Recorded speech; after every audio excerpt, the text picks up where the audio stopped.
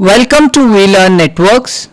This is session number 15 of subject Economic and Social Environment, and today we will cover the chapter India's Import-Export Policy.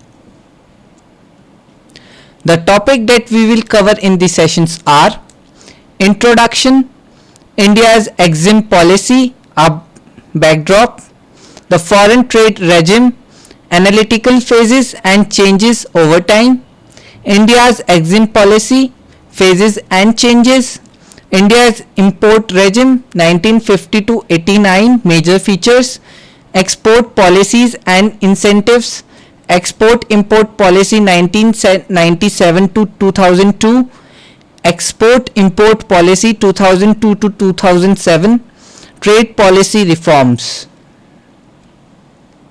The first topic is the introduction of export-import policy. Exim policy, alternatively known as trade policy, refers to policies adopted by country with reference to exports and imports. जो हमारी EXIM policy या फिर जिसे हम trade policy के नाम से भी जानते हैं, ये वो पॉलिसी है जहां पे बहुत सारी कंट्रीज अडॉप्ट करती है इस पॉलिसीज को और वो रेफर करते हैं कि वो किस तरीके से अपने प्रोडक्ट्स इंपोर्ट या एक्सपोर्ट करती हैं दूसरी कंट्रीज से. Trade policy can be free trade policy और protective trade policy. Trade policy जो होती है वो दो तरीके की होती है. पहली जो ट्रेड पॉलिसी होती है वो होती है फ्री ट्रेड पॉलिसी और जो दूसरी ट्रेड पॉलिसी होती है वो होती है protective trade policy.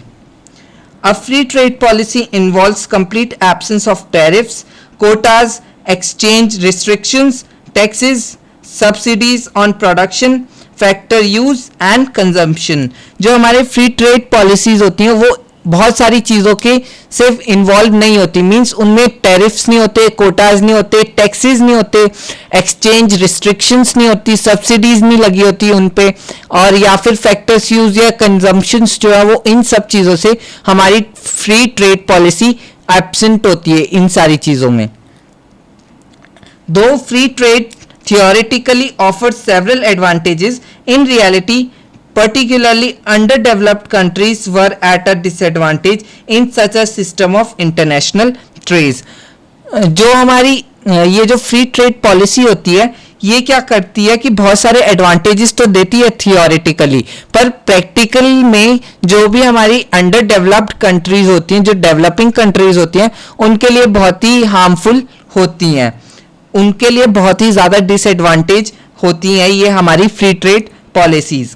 As a result in the early 20th century international economy saw the emergence of protective trade policies. और इसके रिजल्ट के थ्रू क्या हुआ कि जब 20th सेंचुरी का स्टार्ट हुआ तब वहां पे हमने प्रोटेक्टिव ट्रेड पॉलिसीज का इमर्जेंस बहुत ही ज़्यादा देखी.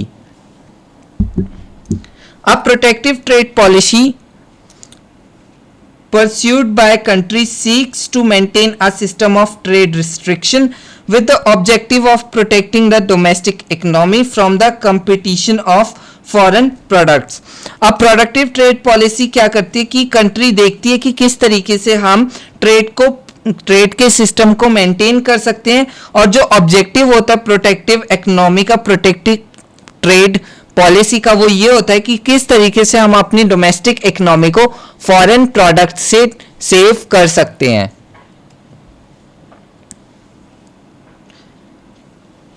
अ डेवलपिंग कंट्री में adopt commodity specific trade policies such as the following.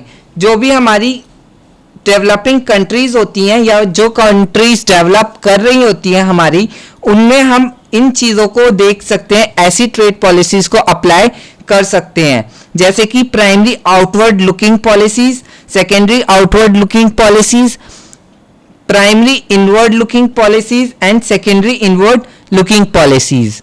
ये जो सारी पॉलिसीज हैं ये डेवलपिंग कंट्रीज के लिए बेटर रहती हैं कि अगर हमें किसी पर्टिकुलर कमोडिटी के लिए ट्रेड पॉलिसीज अडॉप्ट करनी है. ट्रेड पॉलिसीज में भी outward looking and inward looking. An outward looking trade policy encourages not only free trade but also the free movement of capitals, workers, enterprises and students, as well as welcome to multinational enterprises and an open system of communication. जो हमारी outward looking policies होती हैं वो बहुत ज़्यादा encourage करती है free trade को भी, और वो बहुत सारी चीज़ें जैसे कि कैपिटल का आउटवर्ड मूवमेंट, वर्कर्स का आउटवर्ड मूवमेंट, एंटरप्राइजेस का आउटवर्ड मूवमेंट, स्टूडेंट्स का आउटवर्ड मूवमेंट और मल्टीनेशनल कंपनीज का भी आउट मूवमेंट, ये सारी चीज़ें हमारा आउटवर्ड लुकिंग फॉर्मेट या पॉलिसीज देखती हैं. An inward-looking trade policy stresses the need for a country to involve its own style of development and to be master of its own fate, with restrictions on the movement of goods, services and peoples in and out of the country. जो inward looking trade होता है वहां पे एक country अपनी self sufficiently work करती है, means कोई भी प्रोडक्ट वो डेवलप कर सकती है विद इन इट्स कंट्री, और ये रिस्ट्रिक्ट करती है कि हमारी कंट्री के प्रोडक्ट सिर्फ हमारी कंट्री में रहेंगे और किसी कंट्री के पास में ना तो कोई प्रोडक्ट जाएगा और ना ही दूसरी कंट्री से कोई प्रोडक्ट आएगा. तो इस हिसाब से जो डेवलपिंग कंट्रीज होती है वो ये ट्रेड पॉलिसीज अपनाती है, जिसमें है primary outward looking policy aimed at encouraging agriculture and raw material export. Primary outward looking policies में क्या होता है कि हम एनकरेज करते हैं कि अपने एग्रीकल्चर प्रोडक्ट्स को और रॉ मटेरियल्स को एक्सपोर्ट करें out of the country. Secondary outward looking policies में क्या होता है कि हम मैन्युफैक्चर्ड एक्सपोर्ट्स को प्रोमोट करें, मींस जो भी हम चीजें एक्सपोर्ट मैन्युफैक्चर कर रहे हैं उनको एक्सपोर्ट करें, like readymade garments.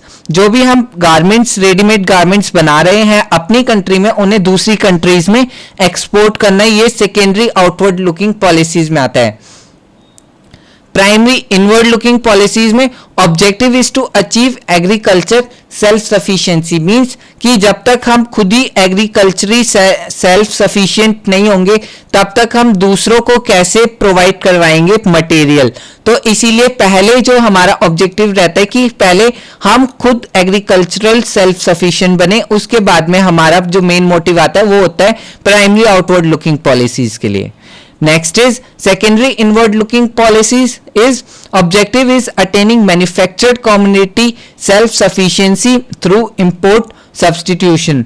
Import substitution means कि जो भी हम इंपोर्ट करते हैं, जो भी प्रोडक्ट्स या कमोडिटीज हम इंपोर्ट कर रहे हैं उसके लिए सब्सटीट्यूशंस क्रिएट करना within our own country by manufacturing them in our own country.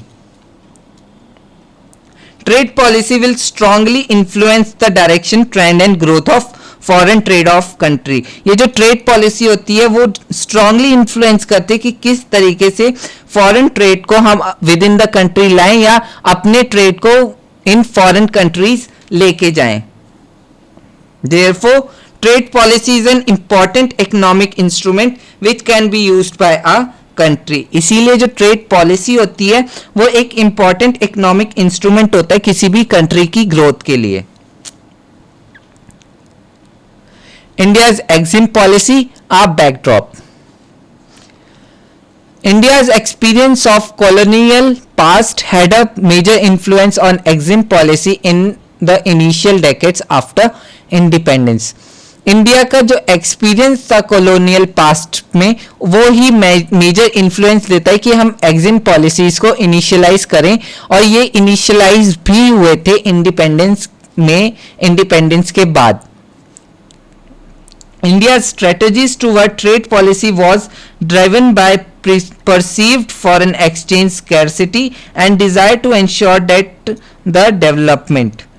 जो भी हमारी इंडिया की स्ट्रेटेजी थी ट्रेड पॉलिसी की तरफ, उसे बहुत ही सारे फैक्टर्स ने इन्फ्लुएंस किया, जैसे कि फॉरेन एक्सचेंज स्कैरसिटीज या फिर डिजायर टू इंश्योर दैट जो भी हमारे फॉरेन के एक्सचेंज है वो स्कैर्स ना हो जाए, या फिर कुछ एसेंशियल पर्पसेस के लिए हम इकोनॉमिक डेवलपमेंट करें. तो ये सारी चीजें हमारी बताती थी कि इंडिया की स्ट्रेटेजी क्या है ट्रेड पॉलिसीज के towards. Industrialization and self-sufficiency is essential commodity where the important objective of India's trade policy. जो इंडिया की ट्रेड पॉलिसी थी उसमें important objective जो था वो था industrialization और self-sufficiency. Industrialization देखते हुए this was because it was felt that dependence on other more powerful countries for import of essential commodities would lead to political dependence on them as well. ये ऐसा इसलिए हुआ क्योंकि अगर हम अपनी ही कंट्री में पावरफुल कंडीशंस नहीं डालेंगे तो बाकी के जो इंपोर्ट्स हमें चीज़ें करते हैं वो भी और डिपेंडेंसी हमारी उन पे बढ़ जाएगी और हमें बहुत ज़्यादा चीज़ें और ज़्यादा इम्प्रूव और इंपोर्ट करवानी पड़ेंगी.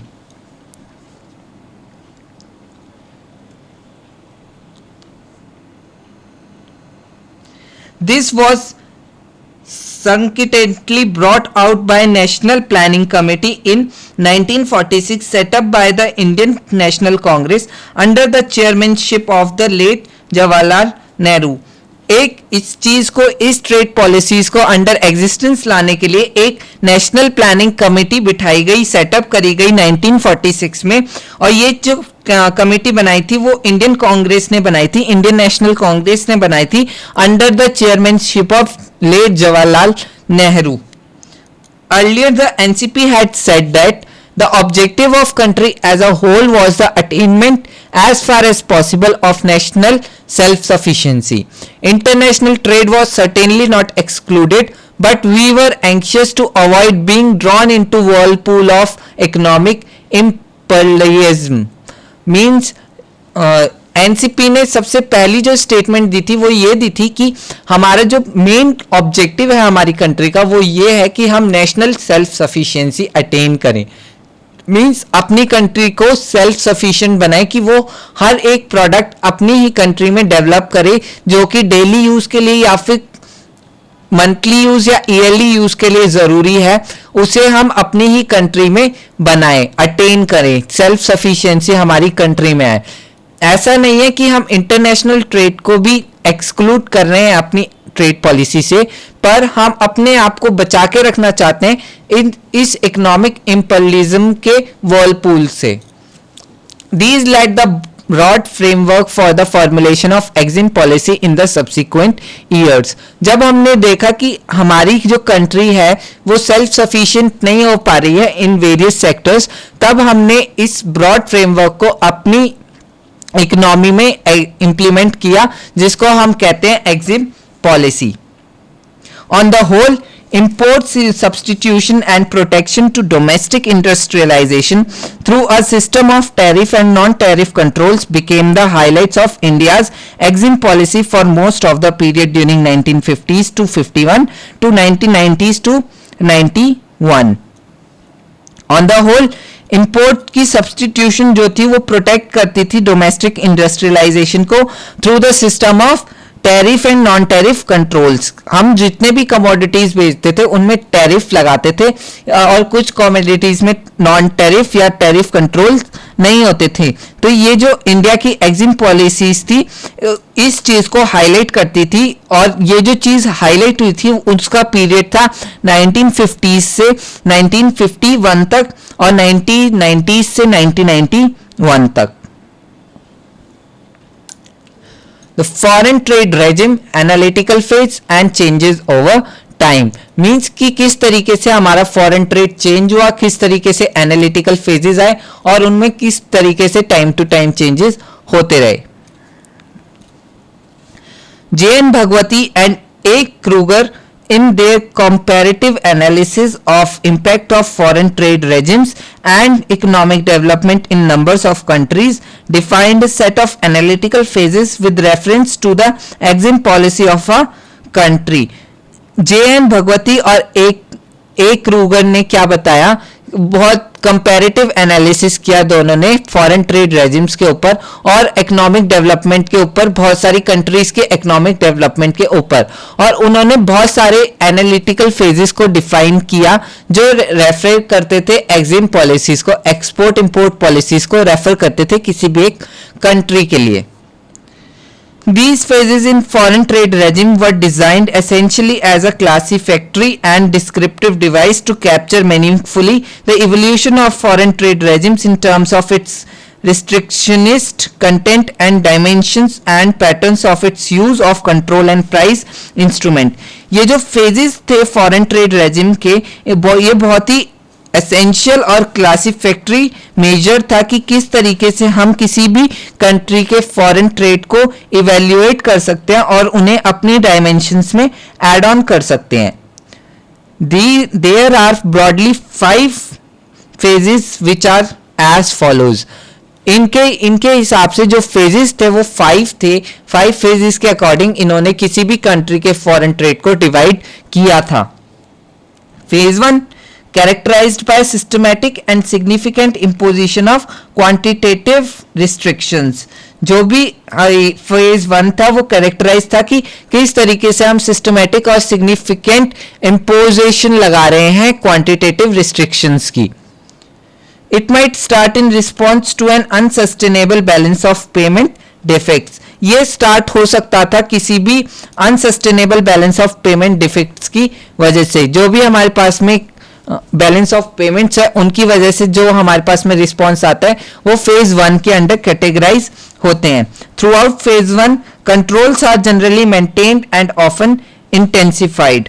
फेज 1 के दौरान जो भी हमारे कंट्रोल्स होते हैं बैलेंस ऑफ पेमेंट्स को लेके या फिर एग्जिम पॉलिसीज को लेके वो जनरली मेंटेन करे जाते हैं फेज 1 में और बहुत ही ज्यादा इंटेंसिफाइड भी हो जाते हैं. Phase 2 characterized by continued reliance upon quantitative restrictions and generally increased restrictiveness of the entire control system. हम फेज 2 में उन पॉलिसीज को लाते हैं जो कि कैरेक्टराइज की जाती हैं थ्रू क्वांटिटेटिव रिस्ट्रिक्शंस की. बहुत ज्यादा रिस्ट्रिक्शंस हम इंक्रीज करते जाते हैं over the entire control system. जितना भी कंट्रोल सिस्टम होता है वो और भी ज्यादा रिस्ट्रिक्टिव होता जाता है. Phase 2 is distinguished by 2 additional and related aspects of QR system. Phase 2 में 2 additional aspects होते हैं QR system के, both relatively unimportant during phase 1. और दोनों ही जो additional aspects हैं वो phase 1 में unimportant होते हैं. तो वो जो 2 distinguished या additional aspects हैं वो ये हैं. The detailed working of control system become increasingly complex. जो डिटेल्ड वर्किंग होती है कंट्रोल सिस्टम की वो कॉम्प्लेक्स हो जाती है. और दूसरा price measures are adopted to address the functioning of control system. जितना भी प्राइस मेजर्स होते हैं उनको एड्रेस के थ्रू अडॉप्ट करते हैं या फिर कंट्रोल सिस्टम की फंक्शनिंग को एड्रेस करने के लिए हम प्राइस मेजर्स को अडॉप्ट करते हैं. तो ये 2 चीजें होती हैं जो एडिशनली हम ऐड करते हैं हमारे क्यूआर सिस्टम में जो हमारी फेज 1 में नहीं होती. Next is phase 3. In this phase, attempts are made to systemize the changes introduced during the previous phase. इस फेज में हम क्या करते हैं जितने भी सिस्टमैटिक चेंजेस हुए हैं उन्हें अटेम्प्ट करते हैं जो भी हमारे प्रीवियस फेज में चेंजेस इंट्रोड्यूस हुए हैं उनके लिए. It may consist of mere tidying up operation directed at replacing the diverse import premise by reasonably uniform tariffs such that the differential incentives effect caused by diverse premiums on different imports are greatly reduced or virtually eliminated. Means कि इस phase में क्या करते हैं कि हम consist करते हैं ये जो फेज होता है वो कंसिस्ट होता है tidying up of different operations जो डायरेक्टली रिप्लेस करते हैं इंपोर्ट प्रीमियम्स को. कि किस तरीके से हम अपने इंपोर्ट्स को रिड्यूस कर सकते हैं और रिड्यूस क्या वर्चुअली एलिमिनेट कर सकते हैं. ये पॉलिसीज ये फेज वो चीज या वो पॉलिसीज बताते हैं कि किस तरीके से हम अपने इंपोर्ट्स को टेंड कर सकते हैं नेग्लिजिएबल पे. Phase 4 the continued liberalisation in phase 3 leads to the emergence of phase 4. जब फेज 3 लीड करता है हमें फेज 4 की तरफ जब हमारी लिबरलाइजेशन कंटिन्यूड होती है. There will be consistent decline in QR and important tariff. QR में कंसिस्टेंट डिक्लाइन होता है और जो हमारे इंपॉर्टेंट टैरिफ्स होते हैं उनमें भी बहुत ही ज्यादा डिक्लाइन हम देखते हैं. The effect exchange rate for exports will come closer to the effective exchange rate for imports. जो भी हमारा एक्सचेंज रेट होता है एक्सपोर्ट्स का वो क्लोज हो जाता है इंपोर्ट के एक्सचेंज रेट से. मींस दोनों की वैल्यू एकदम इक्वल आ जाती है. लाइक अगर हमारा एक्सचेंज रेट फॉर एक्सपोर्ट्स है 1500 करोड़ रुपीस, तो जो हमारा एक्सचेंज रेट होगा इंपोर्ट्स का वो भी अराउंड 1500 करोड़ और समथिंग ही रहेगा। मींस इस फेज में हमारी जितनी भी इंपोर्ट्स होती है वो मिनिमम हो जाती हैं। Phase 5. The transition into Phase 5 occurs when exchange regime is virtually liberalized. Means जितनी भी हमारी एक्सचेंज, जो भी हम एक्सचेंज कर रहे हैं, ट्रेड पॉलिसीज जो भी हम एस्टेब्लिश कर रहे हैं, वहाँ पे फेज 5 में ये चीज़ ख़त्म हो जाती है, बिल्कुल ही लिबरलाइज्ड हो जाती है। There will be full convertibility on current accounts and quantitative restrictions will not be employed as a means of regulating the balance of payments. Thus, Phase 5th represents a total alternative to QR regimes of Phase 1 and Phase 2.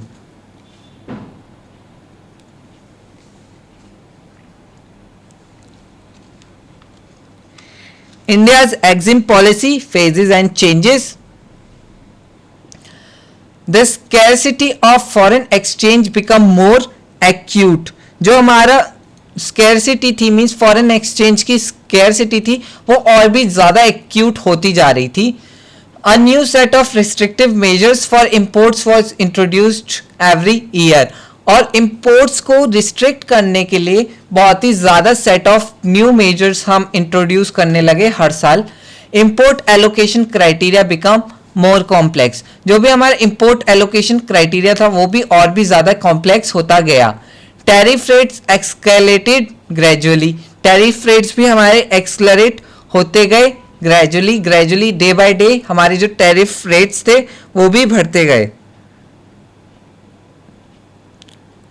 The foreign exchange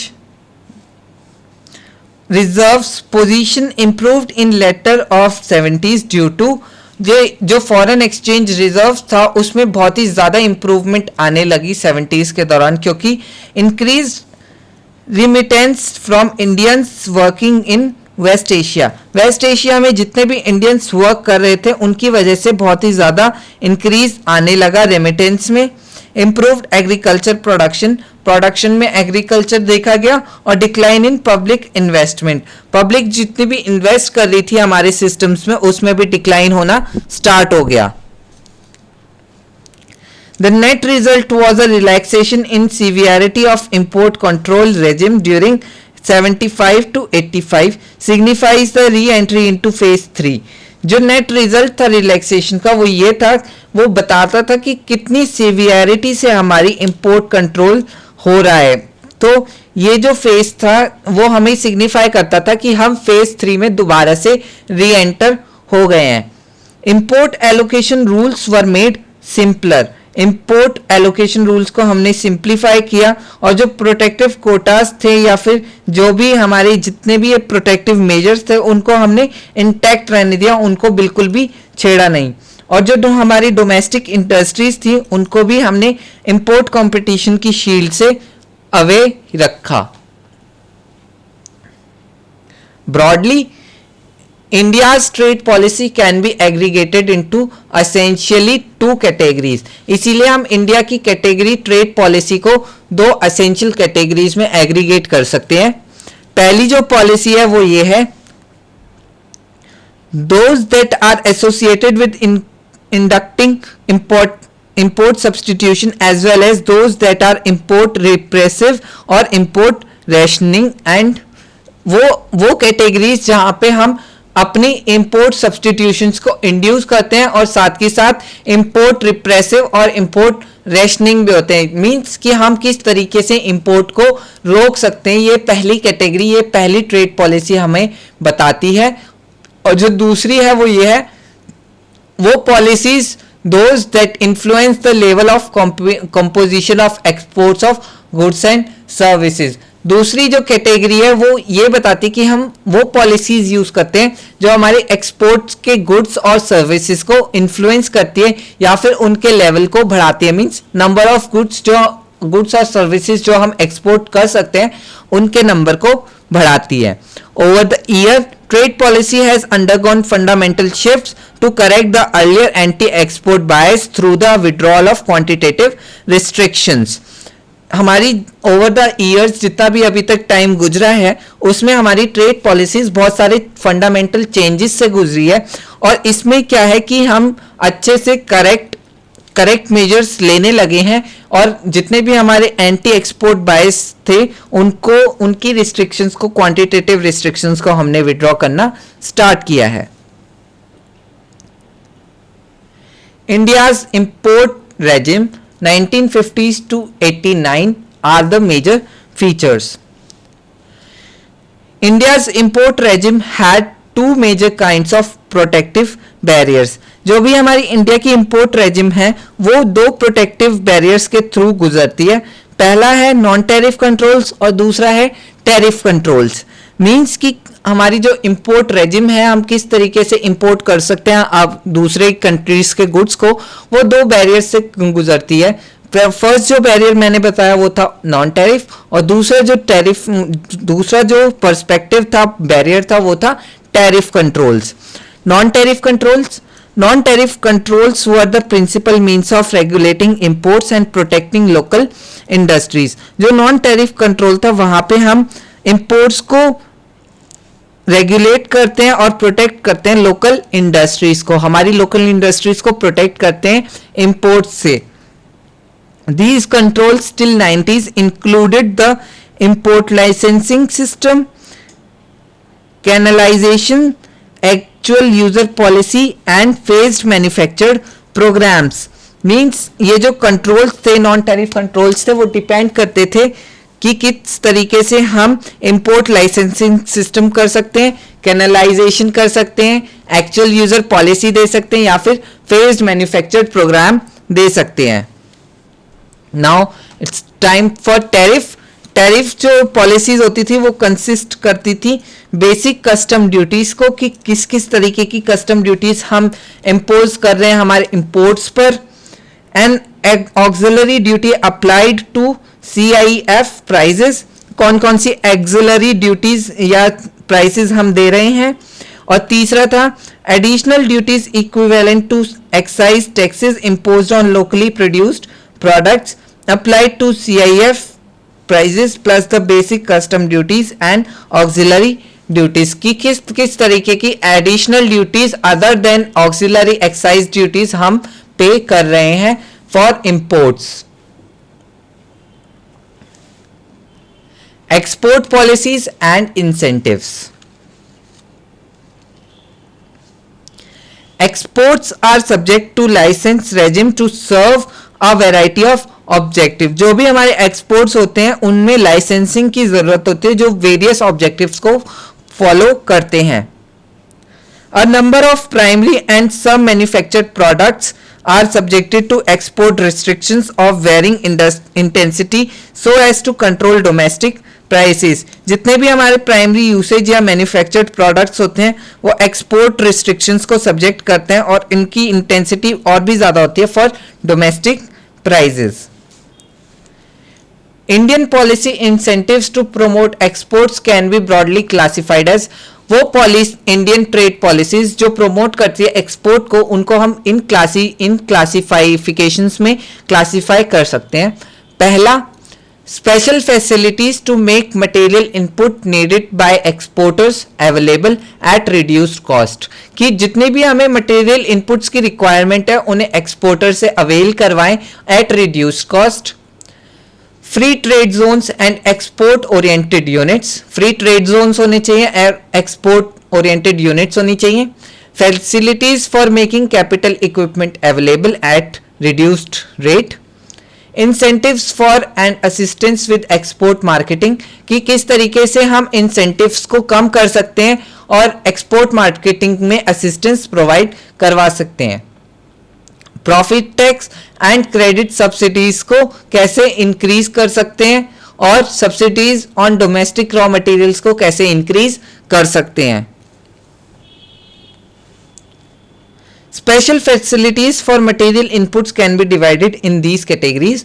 Availability of qualitative raw materials in sufficient quantity and at right time at competitive prices is crucial for export growth. Means कि जितने भी हमारे raw materials हैं input के लिए, जो हमारी qualitative input के लिए रॉ मटेरियल्स है, उन्हें सही क्वांटिटी में सही टाइम पे अवेल करवाएं एट राइट प्राइजेस। और ये जो चीज़ है वो बहुत ही क्रूशियल होती है हमारी एक्सपोर्ट ग्रोथ के लिए। In India, this was ensured through serial import license and exporters. ये जो चीज़ हम ensure करते हैं वो करते हैं through import licenses for exporters, combined with duty drawbacks and cash compensations. Second जो तरीका है वो है free trade zones and export oriented units. वो है are the other means which governments has adopted to promote exporters, कि किस तरीके से हम एक्सपोर्टर्स को और प्रमोट कर सकते हैं। पहली जो चीज़ है वो है a company is required to fulfil 3 conditions. एक कंपनी को 3 कंडीशंस फुलफिल करने की ज़रूरत होती है ताकि वो हमारे एक्सपोर्ट ओरिएंटेड यूनिट के लिए एलिजिबल हो। फर्स्ट जो है वो है output should entirely B exported, जितना भी आउटपुट आ रहा है उसे कंप्लीटली हम एक्सपोर्ट कर दें। दूसरा, डोमेस्टिक वैल्यू जो है उसमें एटलीस्ट 20% की एक्सपोर्ट वैल्यू को प्लस करें। और तीसरा, एक्सपोर्ट जो भी प्रोडक्शन हो रही है उसमें कस्टम बॉन्ड लगाएं 10 सालों के लिए, एटलीस्ट 10 ईयर्स के लिए हमें कस्टम बॉन्ड लगाना जरूरी है।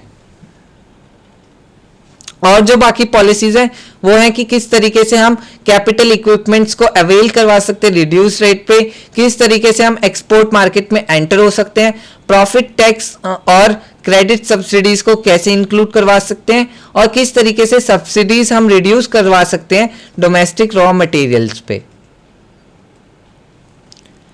Export import policy on 1997 to 2002। Some of the major features of new EXIM policies are, कुछ जो नए फीचर्स ऐड हुए हैं इस EXIM पॉलिसीज में वो हैं कि the policy shifted 542 items out of restrictive list to special import license and OGL list। हमने स्पेशली इस पॉलिसीज में 542 आइटम्स को रिस्ट्रिक्टेड लिस्ट से हटा के स्पेशल इंपोर्ट लिस्ट में शिफ्ट किया है। About 60 items shifted out of SIL to OGL। 60 items को हमने शिफ्ट किया है SIL से OGL लिस्ट में उठाने के लिए। About 150 the policy has done away with the value based advance licensing system and passbook schemes and introduced a new duty entitlement passbook scheme. Items can now B imported against SIL।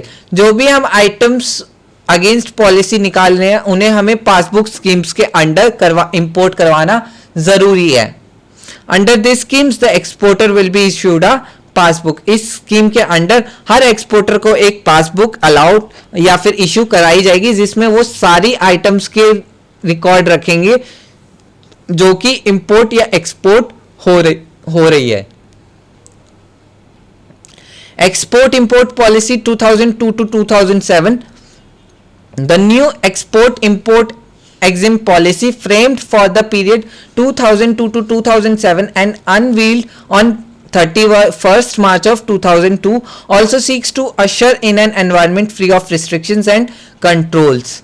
Means जो हमारी नई export import policy जो बनी थी वो बनी थी 31 मार्च 2002 को, जहां पे एनवायरनमेंट फ्री रिस्ट्रिक्शंस और कंट्रोल्स दिए गए थे इंपोर्ट और एक्सपोर्ट के लिए। Synergy between these policy strategies is expected to realize India's strong export potential and enhance the overall competitiveness of its export। Means ये जो पॉलिसीज थी EXIM पॉलिसीज, इन्होंने ज़्यादा ही सिनर्जी प्रोवाइड करी थी। पॉलिसीज जितनी भी पॉलिसीज थी उनके बीच में सिनर्जी प्रोवाइड करवाई थी और ये रियलाइज करवाया था इंडिया को कि कितनी स्ट्रॉन्ग एक्सपोर्ट पोटेंशियल है इंडिया के पास में एक्सपोर्ट्स करने के लिए। Trade policy reforms.